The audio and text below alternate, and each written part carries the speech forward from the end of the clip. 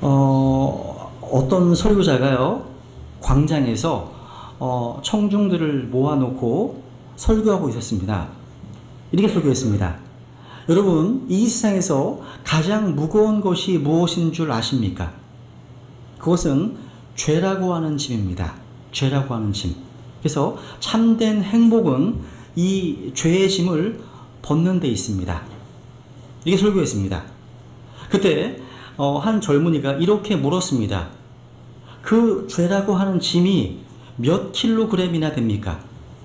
나야말로 아무런 짐도 느끼지 못하니까 행복한 사람이 아니겠습니까? 그러자 이 설교자는 그 청년을 향해서 이렇게 반문했습니다. 청년이요, 만약 죽은 시체 위에다가 200kg의 무게를 올려놓은들 그 시체가 느끼겠소, 못 느끼겠소? 그냥 못 느끼죠. 청년이 대답했습니다.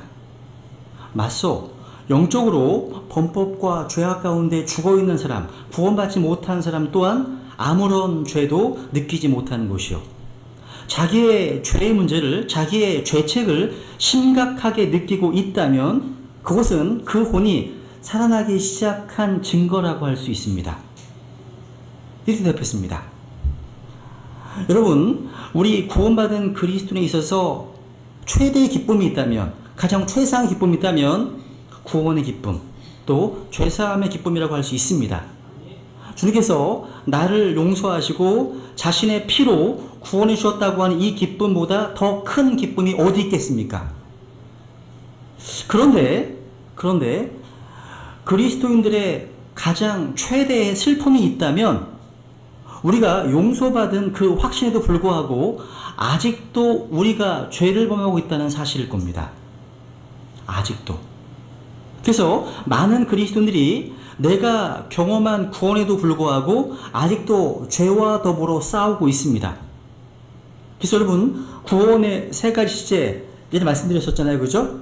죄의 형벌로부터 우리는 구원받았습니다. 이것은 우리가 예수님을 믿는 그 순간 일어난 사건입니다. 근데 구원이 이게 전부가 아니었어요. 지금 현재 구원받은 이후에 날마다 성령님의 권능으로, 죄의 권능으로부터 죄와 싸워 구원받고 있습니다. 이게 현재적 구원이에요. 근데 그것만 있는 게 아니에요. 구원을 받으리라. 미래시로 언급되는 말씀도 있습니다. 이것은 죄 그 자체로부터의 구원을 말씀하고 있습니다. 우리는 장차 주님께서 오시면 이 지긋지긋한 죄의 몸을 벗어버리게 될 것입니다. 바로 예수님의 재림 때 이루어질 일입니다. 며칠 전에 나이지리아 전직 대통령께서 예수님의 재림이 임박했다라고 교회에서 간증하셨어요. 대통령께서 전직. 굉장히 용기가 있는 모습이 참 좋더라고요, 저는요. 여러분, 이렇게 우리는 죄의 형벌로부터 구원받았습니다. 또 지금 현재 죄와 싸워서 죄의 권능으로부터 구원받고 있어요.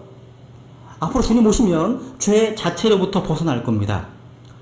이 부분을 조금 더 설명하자면 노예 해방을 예로 들 수 있습니다. 여러분, 아브라함 링컨 대통령은요, 노예제도 폐지를 위해서 일생을 바쳤습니다. 그로 인해서 미국은요, 남북전쟁을 치렀고 마침내 노예제도를 고집하던 남부군이 북부군에 패했습니다. 그 결과 1863년 1월 1일입니다. 미국 전역에서 노예제도가 폐지되었습니다. 그날 모든 노예가 얼마나 기뻐했을지 상상해 보십시오.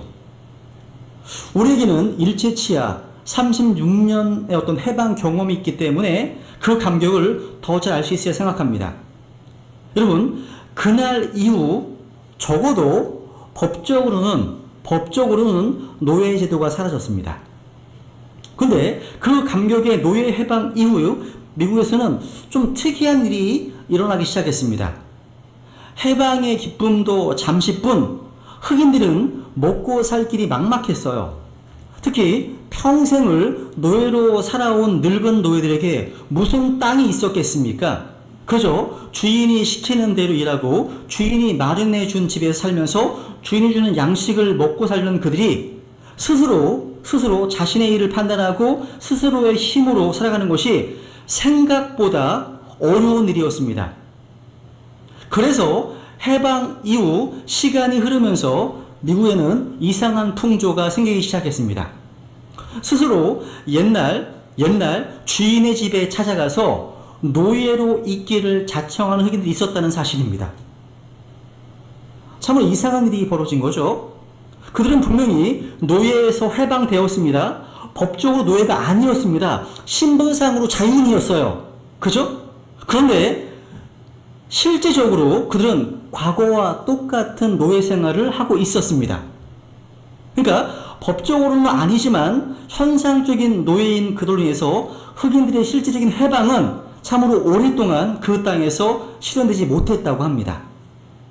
여러분, 그들을 노예에서 해방시키기 위해서 참으로 많은 군인들이 피를 흘렸습니다.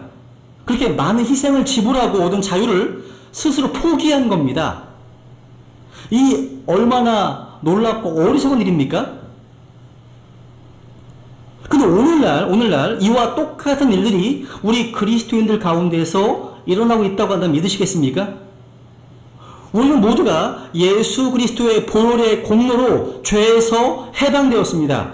죄의 노예에서 건진받았습니다. 그래서 하나님의 자녀요, 즉 참 자유인이 되었습니다. 근데 오늘날 교회를 보십시오. 얼마나 많은 사람들이 그리스도의 복음을 통한 해방의 메시지를 들어보지 못한 채, 즉 구원받지도 못한 채 살아가고 있습니까? 또 구원받은 성도들 가운데 많은 시체들이 죄의 형벌로부터 구원받은 단번 속죄, 죄사함 그 한 가지만 붙들고 구원받은 이후에 이 땅에 사는 동안 성령님께 자신을 내어드려서 성령님의 통제 가운데 죄의 권능으로부터 승리하지 못하고 계속해서 죄의 굴레에 매여서 죄의 노예처럼 비참하게 살고 있습니다. 이게 우리의 모습 아닙니까? 그것은 오늘 본문이 말씀하시는 것처럼 하나님께서 기대하시는 바가 아닙니다. 아닙니다. 오늘 이 로마서 6장 말씀을 들으면서 한번 스스로 물어보세요. 하나님 앞에. 여러분의 삶을 점검해 보십시오. 한번. 여러분은 자신의 인생에 있어서 죄의 형벌로부터 벗어나서 참 자유를 경험하신 적이 있으십니까? 또 죄의 형벌로부터 구원받았다면 지금 현재 성령님의 권능으로 죄의 권능으로부터 구원받고 있는 승리하는 삶, 다른 말로 풍성한 삶을 경험하고 계십니까? 우리는 다 예수 그리스도의 십자가의 보혈로 말미암아 죄의 노예에서 벗어났습니다. 그러면 신분상으로 뿐만 아니라 실질적인 삶의 현장에서도 이 죄의 권능으로부터 승리하면서 살아가야 합니다. 어떻게 가능할까요? 어떻게? 하나님은 본문을 통해서요, 몇 가지 구체적인 방법을 말씀해 주십니다. 승리하는 삶을 위한 세 가지 열쇠가 되는 키워드가 본문에 제시되고 있습니다.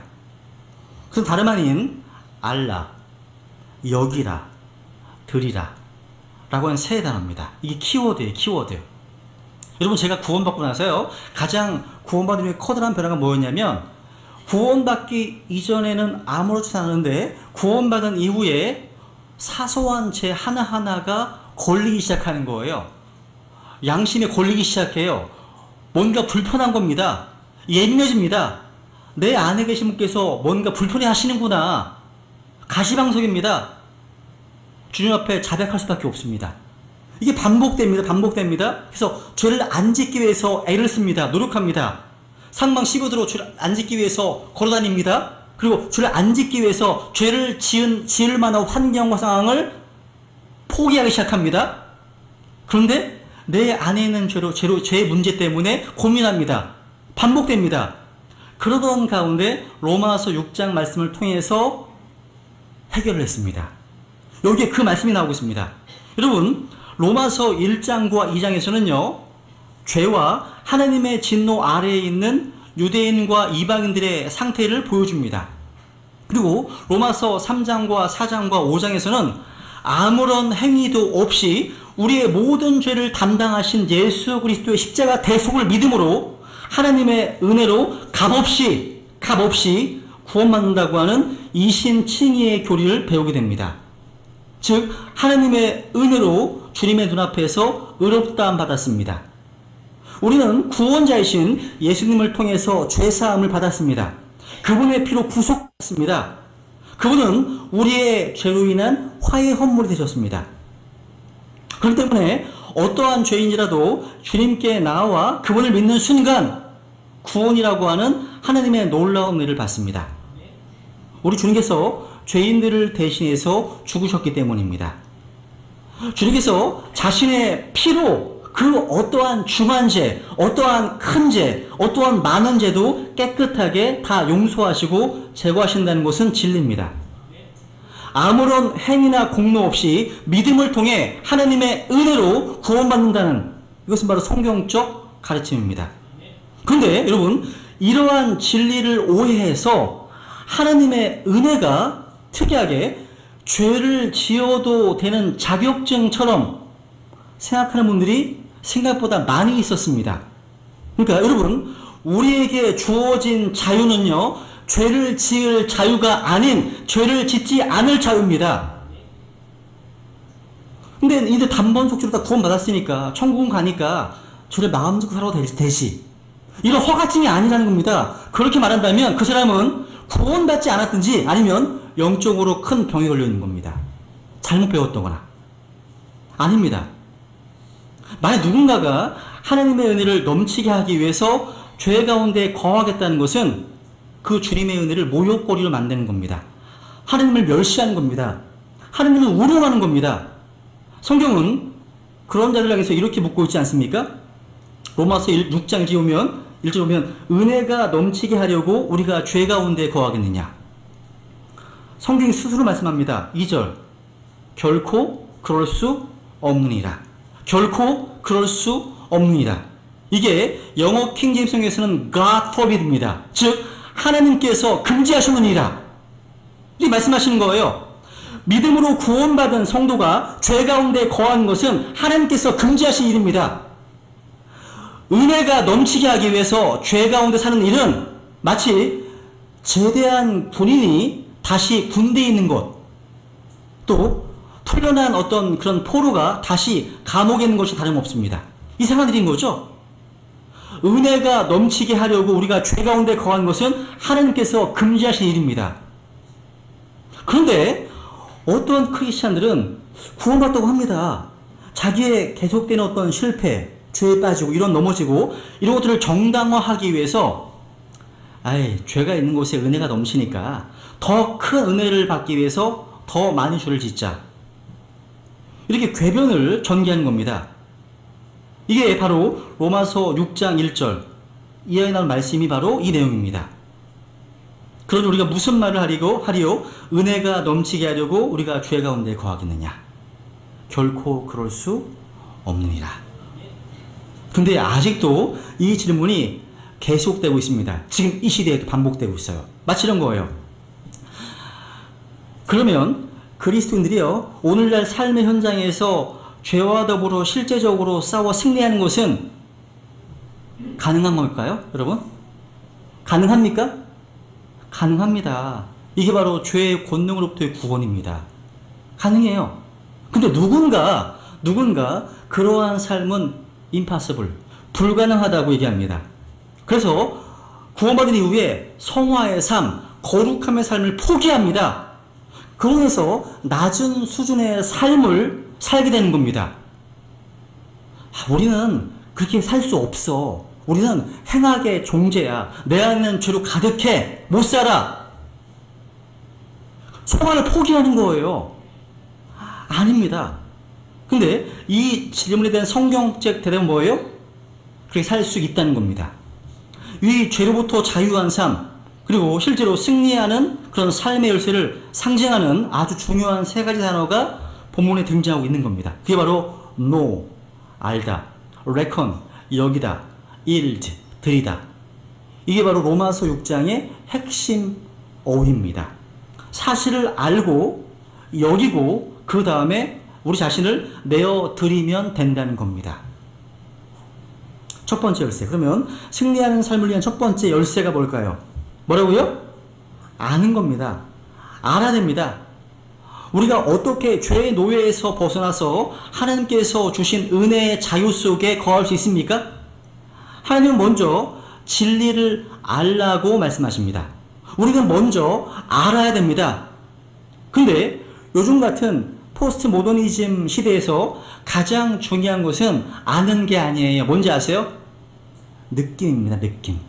I feel. 느낌입니다. 느낌. 오늘날 젊은이들에게는 자신이 좋다고 느끼는 그것이 진리입니다. 지금 그런 시대예요. 중요한 것은 느낌이라는 거예요. 즉 객관적으로 그것이 사실인지 아닌지 그건 중요하지 않습니다. 우리가 알듯이 진리는요, 우리 자신에서 결코 좌우되지 않습니다. 내가 느끼든 못 느끼든 객관적인 진리는 언제나 존재했고 지금도 존재하고 있습니다. 여러분, 이 알라는 단어가요, 3절에 읽어볼까요? 시작. 예수 그리스도 안으로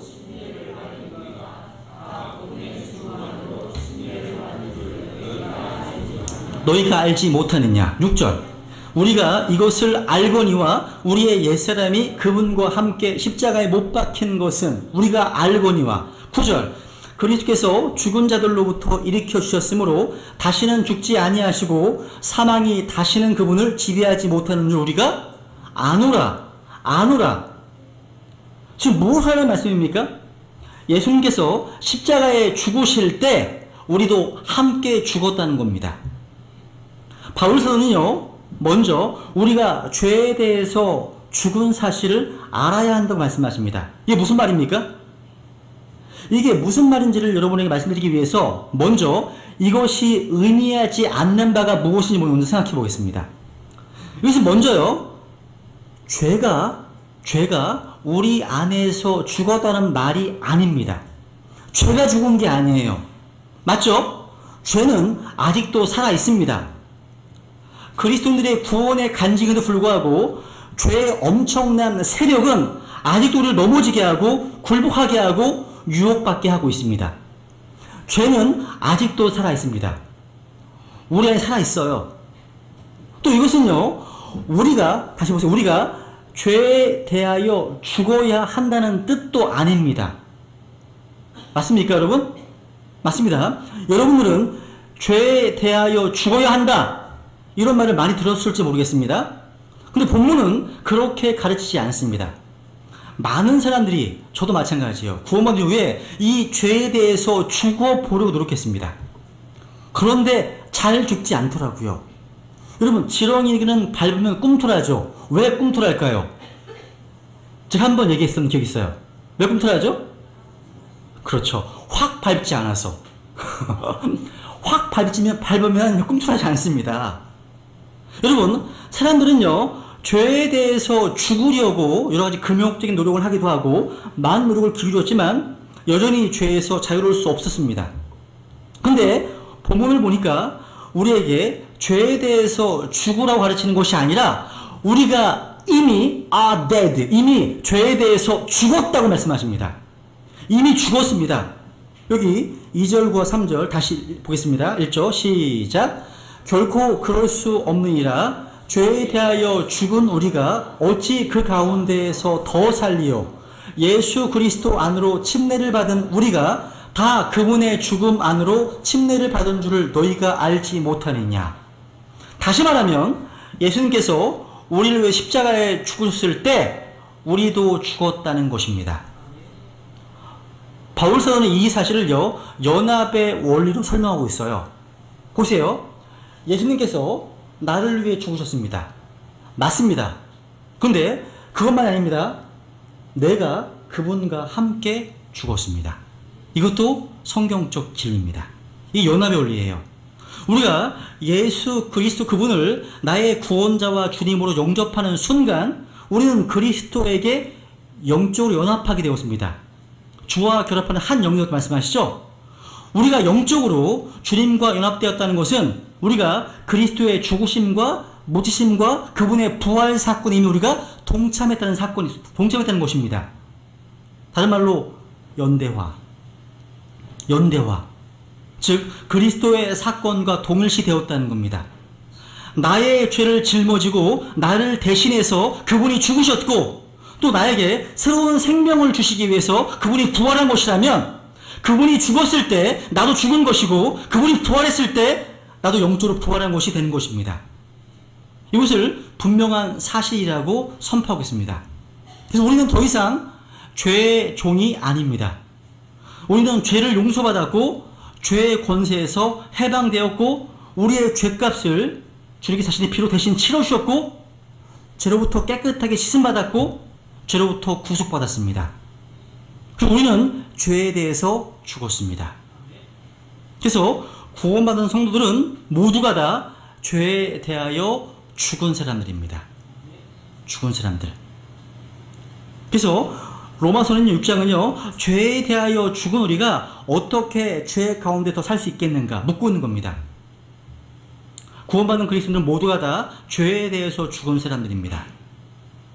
그래서 성경은 반복해서 말씀하십니다. 로마서 6장 2절에 보시면 죄에 대하여 죽은 우리, 3절 그분의 죽음으로 침례받은 우리, 6절 우리의 옛사람이 그분과 함께 십자가에 못 박혔다고 말씀하십니다. 7절 죽은 자, 8절 우리가 그리스도와 함께 죽었으면, 11절 참으로 죽은 자요. 성경은 분명하게 우리가 죄에 대해서 죽었다고 선포합니다. 우리 모두가 다 십자가로 말미암아 죽은 사람들입니다. 이것은요, 우리의 느낌이나 우리의 이성으로 알 수 있는 진리가 아닙니다.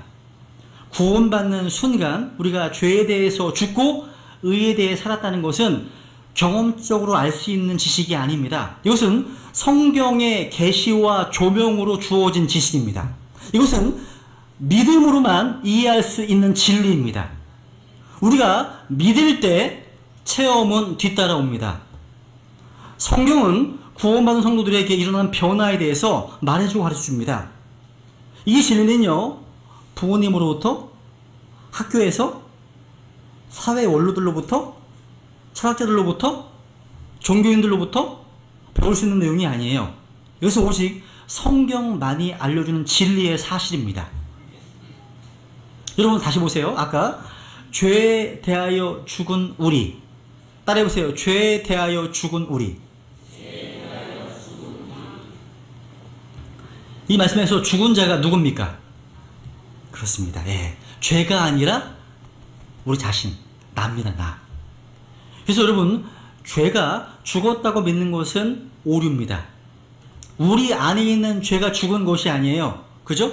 구주 예수 그리스도를 믿을 때 우리의 죄는 깨끗하고 또 깨끗해지고 제거됩니다.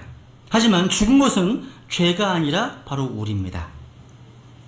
그래서 성도들 가운데 기도와 말씀으로 영적인 능력을 덧입고 죄를 죽이려고 하는 시도를 하다가 반복적인 실패를 거듭합니다.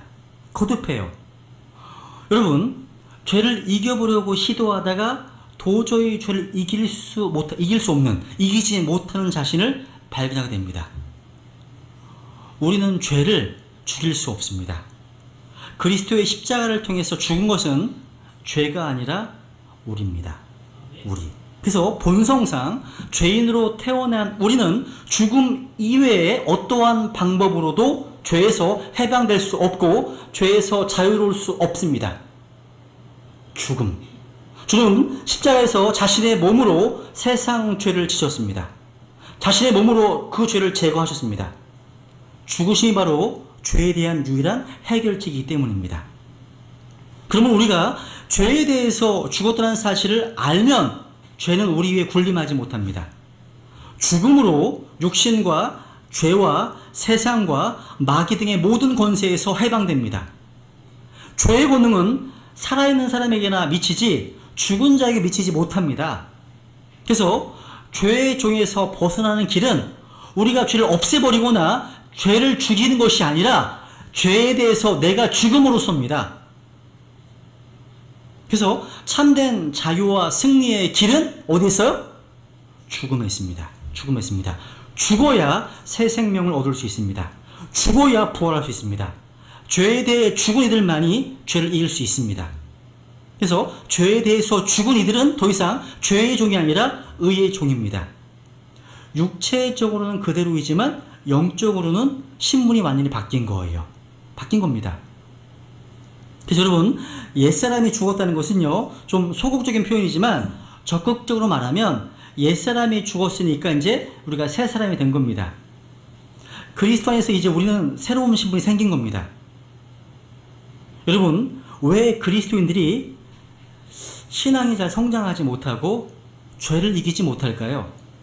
그것은 우리의 새로운 신분에 대한 정체 의식을 확신하지 못하고 있기 때문입니다. 즉, 알지 못하기 때문이에요.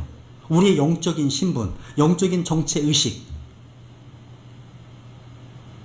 여러분, 내가 거지가 아닌 왕이라는 신분을 인식하게 되었다면 왕으로 생명이 나올 수밖에 없습니다. 그죠? 즉, 내 안에서 일어난 자신의 새로운 신분에 대한 확실한 자각이 있다면 달라지지 않겠습니까? 그죠? 여러분, 옷을 깨끗하게 새로 샀어요. 그죠? 그러면요, 함부로 뭐 축구하고 놀겠습니까? 그 옷 입고서? 안 하잖아요. 마찬가지예요. 우리의 옛사람을 죽게 하셨고 새로운 생명을 주셔서 새 사람이 되게 하셨다는 사실을 확실히 안다면 변하지 않겠습니까? 여러분이 예수 그리스도의 십자가의 보혈로 죄사함 받고 하나님 자녀 되었을 때 정말 옛사람이 죽고 새 사람으로 다시 부활했다는 사실을 아십니까? 우리는 이전의 내가 아니에요. 여러분, 이런 얘기가 있죠. 이전 중세시대의 한 크리스찬이요, 이제 회심하고 나서 새로운 사람이 된 후에 이제 길을 걷고 있었습니다. 길을 걷다가 옛날에 함께 어울려던 거리의 여인을 만났습니다. 이제 이분이, 이 형제님이 이제 못 본 척하고 지나가려고 하니까 그 여인이 쫓아오면서 예수님이 저예요. 저 몰라요? 저예요. 저 몰라요? 물었습니다. 그러자 그 형제님은요, 너는 너지만 나는 내가 아니니라. 이렇게 얘기했습니다. 너는 너지만 나는 내가 아니다. 이게 맞는 말이에요. 틀린 말이 아닙니다. 그 얘기가 우리나라 교회에서 나오더라고요. 여러분, 그 유명한 김익두 목사님이 회개하고 구원받았잖아요. 그래서 구원받은 이후에 제일 먼저 한 일이요, 자기의 장인 어른에게 김익두 사망이라고 하는 부고를 이제 보낸 일이라고 합니다. 얼마나 장인의 속을 썩였으면 제일 먼저 옛사람인 김익두가 죽었다고 보냈을까요? 나중에 아니라는 사실을 알고 나서 물을 뒤집어했습니다.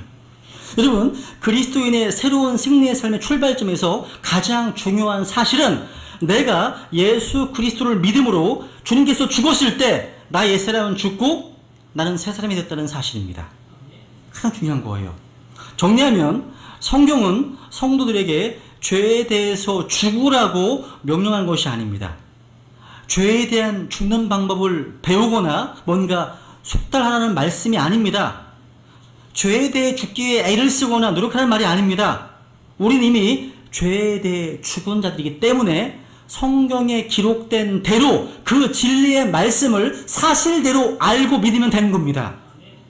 이것이 승리의 첫 번째 열쇠입니다. 두 번째 승리 열쇠 뭐예요? 여기라, 레컨. 그러니까 죄에서 승리하기 위해서 우리가 해야 될 두 번째 열쇠는 바로 여기는 겁니다. 11절에 보시면 이 단어가 여길지어다라는 명령형으로 표현되어 있습니다. 같이 읽겠습니다. 시작.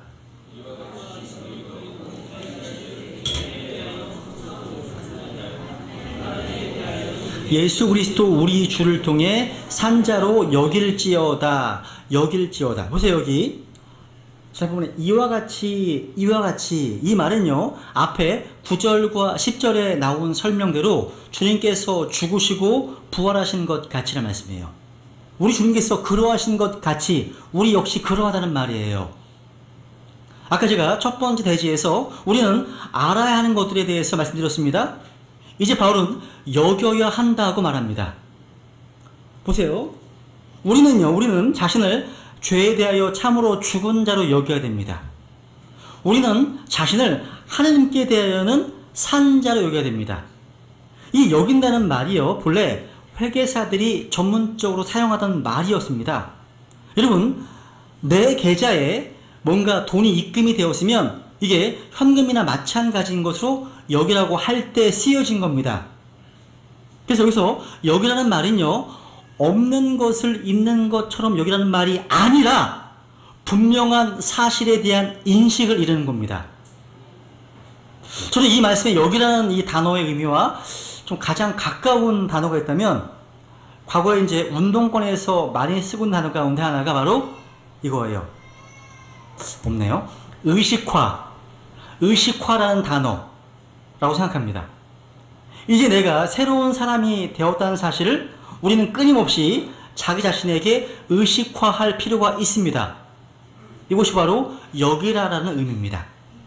그러니까 죄에 대하여는 죽은 자로 여기고 하나님께 대하여는 산 자로 여기라는 겁니다. 여러분 잘 보세요. 실제 죽지 않았는데 그렇게 여기라는 것이 아니라 실제로 우리가 죄에 대해서 죽었다는 사실을 사실대로 여기라는 거예요. 그게 포인트입니다. 그러니까 여러분, 뭔가 죄 지을 일이 생길 때, 막 성질이 나려고 할 때, 나는 죽었는데, 난 죽었는데, 이렇게 끊임없이 자신을 죽은 자리에 놓아야 한다는 거예요. 이것은 십자가에서 일어난 사건에 대한 인식이죠. 즉 알라라고 하는 사건을 기초로 해서 끊임없이 해야 하는 의식화 과정이라는 것이 있습니다. 제가 아까 거지와 왕자 예화를 이제 들었습니다. 그죠? 저는 개인적으로 이 예화를 참 좋아해요. 여러분, 어느 날 임금님이요, 암행 순시차 나가셨다가 그 다리 밑에서 거지를 봤어요. 거지 손을 봤습니다. 어쩐지 마음에 드셨어요. 그래서 그 거지 소년을 데리고 궁궐에 들어와서 만조백관 앞에서 서서 오늘부터 이 소년을 내 아들로 삼겠다 선포했습니다. 이제 그는 분명한 왕자가 되었어요. 그 순간 그 거지는 죽었고 왕자로 새롭게 태어난 겁니다. 그런데 잠을 잘 시간이 되었는데요, 왕자가 막 대궐 밖으로 나갑니다. 그래서 그 내시들이 어디 가냐고 묻자, 그는 나는 본래 거지라서 다리 밑에서 자야 편하다고 대답했습니다. 내시들이 아닙니다 왕자님이 주무셔야 할 곳이 대궐 안에 잘 준비되어 있습니다. 아침이 되자 이 왕자가 다시 대궐 밖으로 달려나갑니다. 하녀들이 이제 쫓아가서 왕자님 어디 가십니까? 묻자 왕자는 본래 거지라서 내가 세수하는 곳은 다리 밑에 있다 라고 했습니다. 하녀들은 그를 왕자님을 만류하면서 아닙니다 왕자님, 세수하실 곳이 대궐 안에 준비되어 있습니다 라고 했답니다. 여러분, 이 왕자에게 왕자다운 행동이 나타나려면 거지의식이 필요하겠습니까? 아니면 왕자의식이 필요하겠습니까? 왕자의식이죠. 나는 더 이상 거지가 아니라, 거지는 죽었고 이제부터 나는 왕자다 라는 새로운 의식이 필요합니다. 아마 당분간은 거지처럼 행동할지 몰라요. 워낙 오랫동안 거지로서의 삶을 살아왔기 때문입니다. 마찬가지입니다. 우리가 그리스도인이 되어서 하느님 앞에 의롭다함을 받았음에도 불구하고 죄인 같은 삶은 계속될지 모릅니다. 그래도 계속 확인해야 될 중요한 사실이 있습니다. 주님께서 나를 용서하시고 의롭다고 하셨다고 하는, 이제 나는 하나님의 자녀라고 하는 사실을 계속적으로 인정해야 한다는 겁니다. 여기는 것은 바로 알에서 시작됩니다. 자신이 죽은 것을 아는 자는 자신의 죽은 자로 여기는 어렵지 않습니다. 내가 그리스도와 함께 일으켜짐을 받은 이들은 당연히 산 자로 여기는 겁니다. 그래서 우리는 정확한 진리의 지식을 바탕으로 해서 알고 여기라는 겁니다. 여러분, 육신적인 성도들 있죠? 육신적인 성도들은요, 모든 것을 자기 중심적으로 생각합니다. 자기를 십자가에 죽은 것으로 여기지 않기 때문이에요. 여러분, 어린애들을 생각해 보세요. 어린애들. 아빠, 나 이것을 원해. 아빠, 나 저것을 원해. 아빠, 나 사이다 원해. 아빠, 나 배고파. 아빠, 나 졸려. 아빠, 나 추워. 아빠, 뭐 사줘. 등등. 온통 뭐예요? 온통 납니다, 나. 어린 아이들이 그러하듯이 영적으로 메이비에 속한 육신적인 그리스도인들 역시 그렇습니다. 항상 자기만 생각합니다. 자기를 십자가에 죽은 것으로 여기는 것이 아니라 모든 것을 자기 중심으로 생각합니다. 우리가 어떻게 자신을 죄에 대해 죽은 것을 여길 수 있을까요? 바로 예수님께서 죽으셨음을 기억해야 하는 겁니다. 주님의 죽음이 바로 죄에 대해 죽은 죽음이고 우리가 그분 안으로 성령 침례를 받아 함께 죽었다는 사실을 알고 믿는 겁니다. 그러면 죄에 대해 죽은 것으로 여길 수 있습니다. 그래서 어떤 죄의 유혹이 찾아올 때 우리는 죄에 대해서 죽었다는 것을 당당히 주장하고 죄에 맞서면 되는 겁니다. 제가 예전에 제가 이제 어렸을 때부터 하나의 유혹이 있었어요.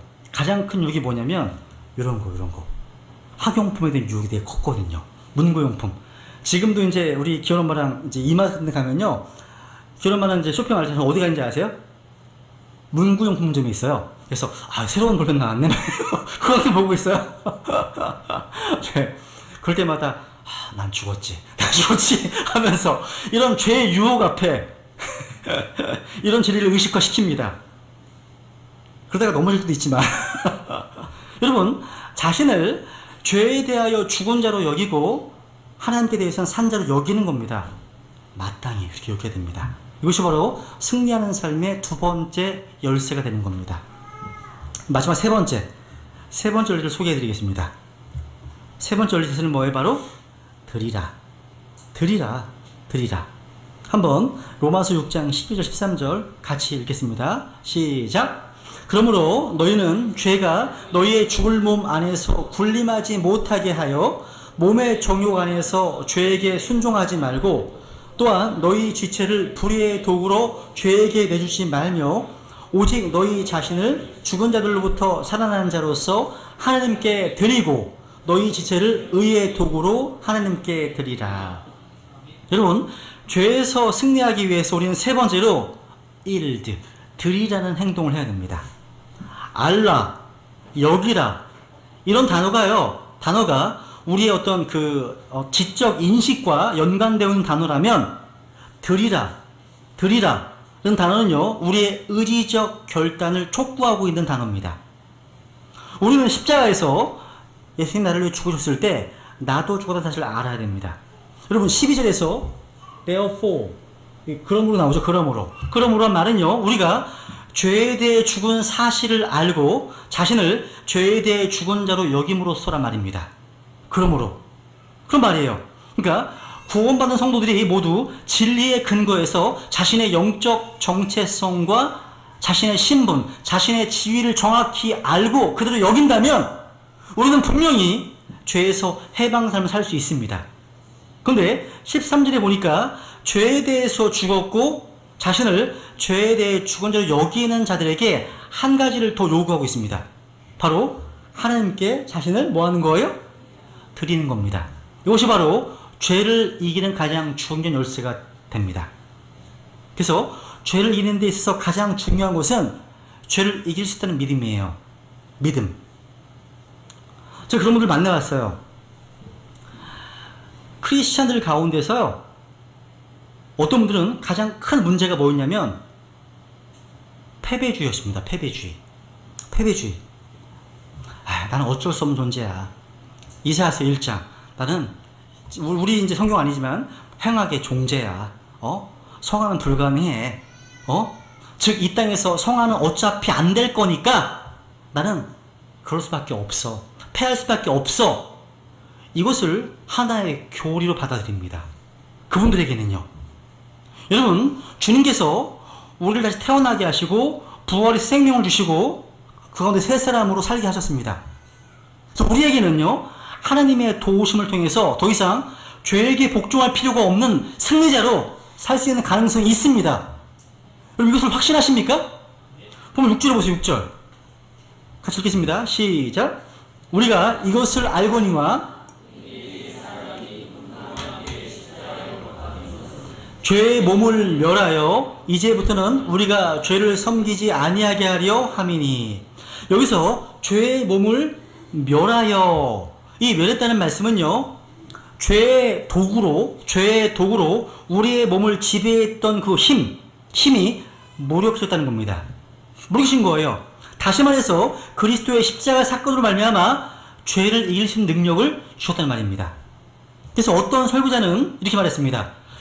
우리가 구원받기 이전에는 죄를 안 지을 수 없는 자였지만 구원받은 이후에는 죄를 안 지을 수 있는 자가 되었다. 맞습니다. 구원받기 전에는요, 죄를 짓는 게 당연했지만 구원받은 이후에는 죄를 안 지을 수 있는 자가 되어서 죄를 지을 필요가 없다는 겁니다. 죄를 지을 수 있어요. 근데 우리는 죄를 지을 필요가 없어진 겁니다. 우리가 구원받은 후에도 죄를 짓는다면 책임은 나 자신에게 있는 겁니다. 왠지 아세요? 왜냐하면 내가 죄에 자신을 내어드렸기 때문입니다. 보세요. 아까 너희는 죄가 너희의 죽을 몸 안에 군림하지 못하게 하여 라는 말이 영어로 보시면 뭐가 나와요? let. 허락하는 거예요. 죄가 나의 몸을 통해서 역사에끔 허락하면 죄를 짓는 거예요. 내가 허락하기 때문에 죄를 짓는 거예요. let. 책임이 누구한테 있는 거예요? 나한테 있는 겁니다. 근데 죄를 지을 필요가 없어진 겁니다. 즉 우리는 자신을요 죄에 대해서는 죽은 것을 여기고 의의 도구로 하나님께 자신을 내어드려야 합니다. 내가요 죄에게 내 발과 내 손과 내 눈과 내 귀와 내 생각을 내어주면 죄가 저를 주관하게 됩니다. 즉 내가 죄에게 통제권을 넘겨준 거예요. 그럼 죄를 짓는 거예요.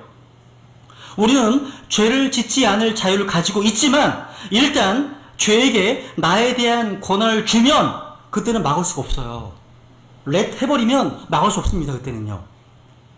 처음부터 해서는 안 됩니다. 처음부터는요. 그래서 따라서 아예 죄에게 기회조차 주지 않는 게 중요한 거예요. 주께서는요 우리 자신을 주님께 내어드리기를 원하십니다. 자신의 통제권을 주님에게 내어드리기 원하시는 거예요. 하나님께서 원하시는 것은 우리의 재능이 아니에요. 우리의 능력이 아닙니다. 우리의 뭐 어떤 기술이 아닙니다. 우리의 마음을 원하십니다. 우리 마음을 원하십니다. 마음을요. 우리는 죄의 지배를 거부해야 됩니다. 근데 죄의 지배를 거부하는 것만으로는 죄에게서 승리하기에 충분하지 않습니다. 충분하려면 우리 자신을 하나님께 내어드림으로써 하나님의 지배를 받아야 합니다. 하나님의 지배를 받으려면 하나님께 자신을 드려야 됩니다. 우리가 자신을 드리지 않는데 하나님께서 어떻게 우리를 통치하시고 다스릴 수가 있겠습니까? 내어드림. 이게 승리의 가장 중요한 요소입니다. 이것이 바로 그리스도인의 승리의 분기점을 형성한다는 사실을 본문은 말씀해 주고 있는 겁니다. 여기 보세요. 13절에 보시면 너희 지체를 불의의 도구로 죄에게 내주지 말며. 너희 지체가 뭐예요? 지체. 머리 끝부터 발 끝까지 우리의 몸의 지체를 말하는 거예요. 눈, 코, 입, 혀, 손, 발은 물론이고 몸의 모든 부분도 다 불의의 도구로 죄에게 내주지 말라는 겁니다. 이런 지체를 불의의 도구로 내주지 않으면 죄는 활동할 힘이 없습니다. 누군가 그런 얘기를 하잖아요. 어떤 그리스도인이요 기차를 타고 이제 여행하고 있었습니다. 이제 의자가요 이제 서로 마주본 의자였잖아요. 앞에 2명, 여기 앞에 2명. 근데 그리스도는 창가에 있었고 내 옆에 있는 사람과 앞에 두 사람은 친구지간이었어요. 근데 이 사람들이 막 화투를 치려고 하는 것 같아요. 갑자기 앞에서. 근데 한 사람 4명이 좀 더 좋잖아요. 그래서 이 그리스도 형제님한테 같이 한번 칩시다. 고스톱 한번 쳐십시다. 그때 이 형제님이 하는 말이 죄송합니다. 제가 손을 가져오지 않아서. 무슨 말이라고! 이 손이 죄송합니다. 이 손은 제 손이 아니라서. 이 맞는 진리에 맞는 겁니다, 여러분. 맞는 거예요. 내 지체를 불의에 내어주지 않으면 승리할 수 있습니다. 승리할 수 있는 겁니다, 여러분.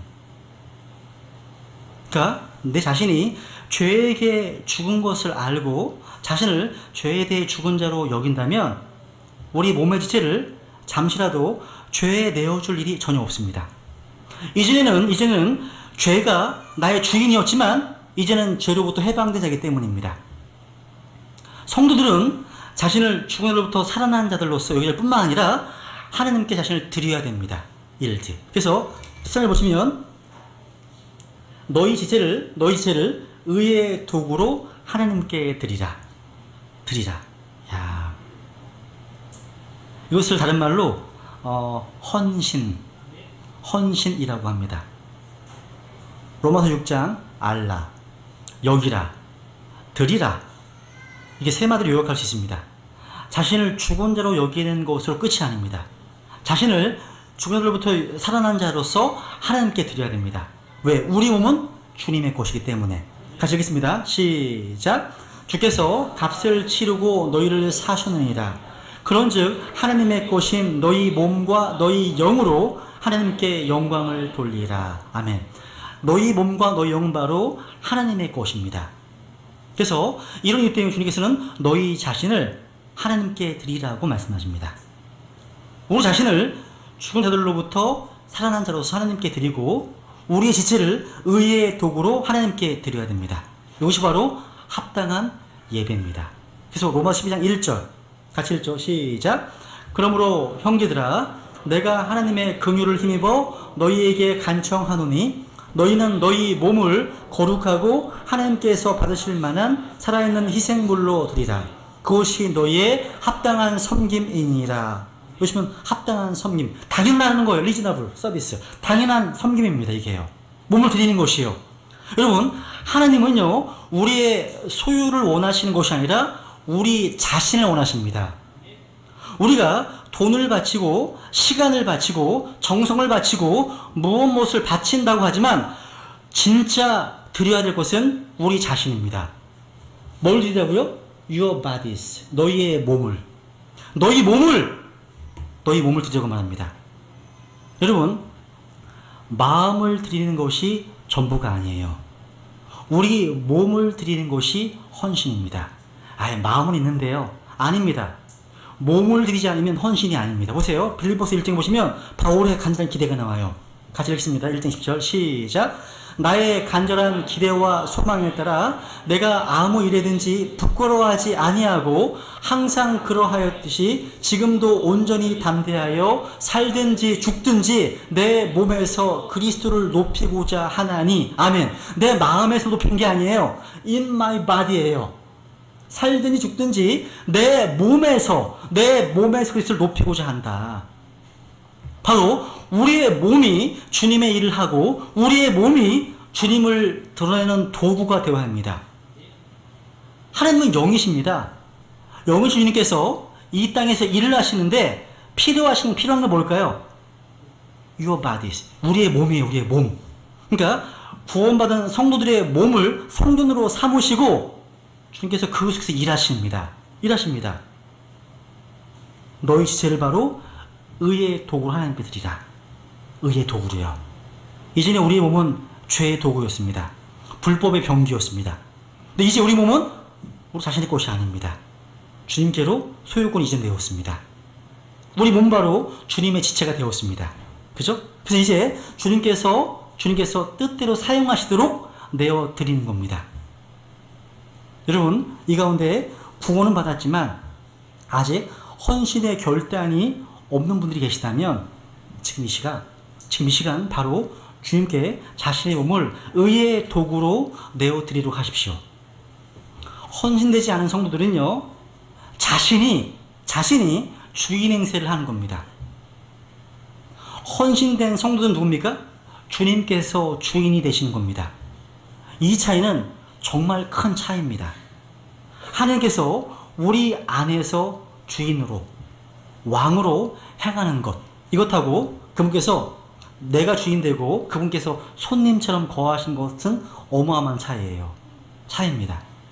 그분께서 나를 다스려 통치하실 때, 나의 삶의 온전한 주인이 되실 때 비로소 주님 약속하신 승리의 삶을 이 땅에서 체험할 수 있는 겁니다.